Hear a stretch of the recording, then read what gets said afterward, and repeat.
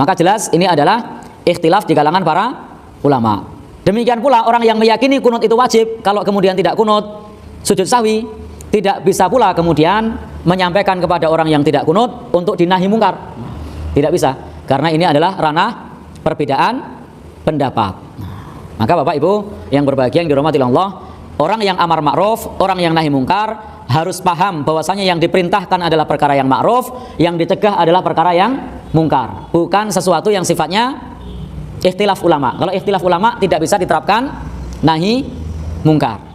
Tidak bisa diterapkan. Assalamualaikum warahmatullahi wabarakatuh. Alhamdulillahi ala al-in'am wa syukru lahu ala al-ilham, wassalatu wassalamu ala sayyidina Muhammadin asyrafil anam wa ala alihi wa sahbihi as-sadatil alam, amma ba'du. Kaum muslimin dimanapun berada, sahabat-sahabat Aswaja semuanya tanpa terkecuali, semoga Allah subhanahu wa ta'ala senantiasa memberikan rahmatnya, taufiknya, hidayahnya, maghfirahnya, memberikan kelancaran rezeki dan kesehatan kepada kita semua. Amin, Allahumma amin. Andaikan penyampaian semua ustadz-ustadz Wahabi sebagaimana yang disampaikan oleh Ustadz Mujiman, walaupun ada kekeliruan, yang namanya manusia, menyampaikan bahwa kunut subuh ini ranahnya adalah ijtihadiyah, khilaf ulama, perbedaan ulama. Jadi kita tidak bisa diterapkan amar ma'ruf nahi mungkar. Dalam masalah khilafiyah ulama tidak bisa kita terapkan amar ma'ruf nahi mungkar. Karena amar ma'ruf nahi mungkar itu diterapkan bukan ke ranahnya khilafiyah atau ijtihadiyah para ulama. Ini pernyataan dari Ustadz Mujiman. Walaupun ada orang yang mewajibkan kunut subuh katanya, padahal tidak ada yang mewajibkan. Kalau Syafi'iyah ini itu maksudnya adalah Imam Nawawi katanya di dalam kitab Adhkar. Sudah saya buat bantahan sebelumnya. Itu adalah kekeliruan dari beliau. Tapi yang akan saya bahas di sini bukan masalah itunya, bukan masalah wajibnya kunut, tidak, tapi yang akan saya bahas adalah ranah khilafiyah. Kalau khilafiyah tidak bisa diterapkan namanya nahi mungkar. Artinya kita harus sama-sama legowo. Yang meyakini kunut subuh itu sunnah dikerjakan secara terus-menerus, monggo.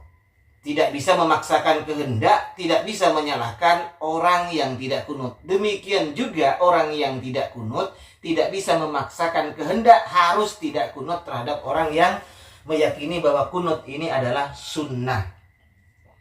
Andaikan semuanya diterapkan, bukan hanya masalah kunut, setiap perbedaan ulama yang muktabaroh tentunya harus sama-sama legowo. Tapi yang kita lihat kenyataannya kan tidak seperti ini.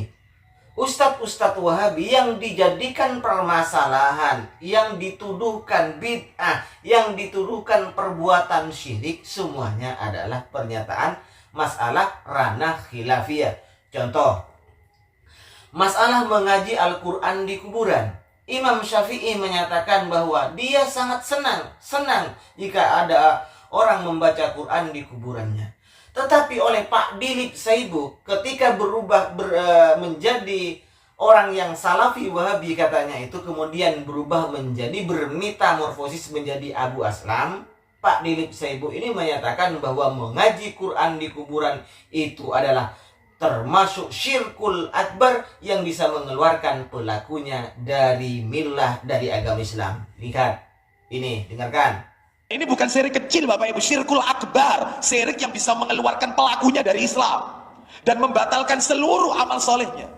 Ya ini syirik besar ini, nggak boleh. Itu baca Quran, kalau memang baca Quran itu di kuburan itu baik, kalau memang itu perbuatan baik, siapa yang pertama kali ngajarkan kita kebaikan? Buktinya Rasul nggak pernah baca Al-Quran di samping makamnya Hamzah. Padahal Pak Mujiman mengaji Quran di kuburan, ihda'us sawab terhadap orang yang meninggal dunia, ini ranahnya adalah ijtihadiyah, ranahnya adalah khilafiyah. Tapi kenapa mereka kok seperti itu? Termasuk lagi Pak Mujiman, dengarkan ini dulu. Masalah zikir bersama dan doa bersama bukan masalah khilafiyah, akan tetapi masalah bid'ah. Karena tidak ada satu dalil pun yang mendukung. Dalil yang ada mengingkari, bahkan bertentangan dengan surat Al-A'raf ayat 205.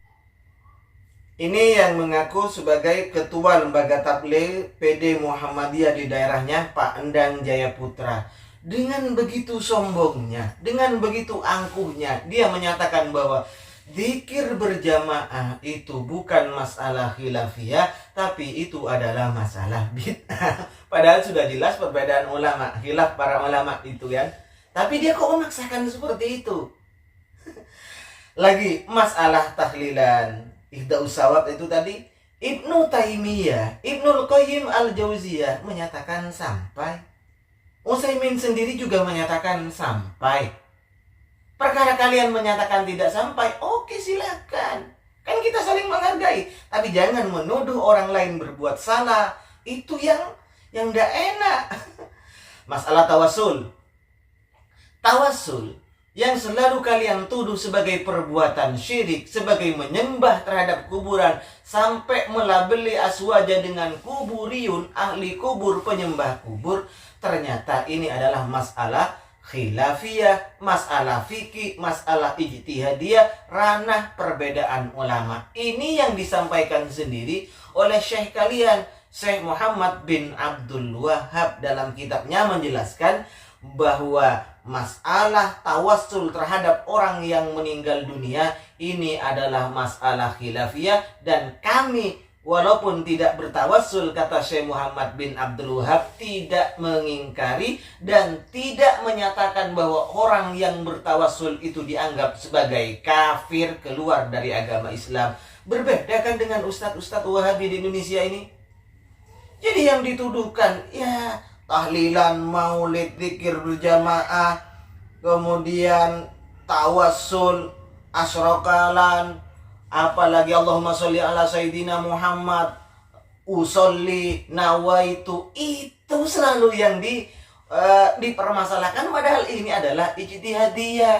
Kalau ijtihadiyah ya seperti Pak Mujiman yang sampaikan tadi itu.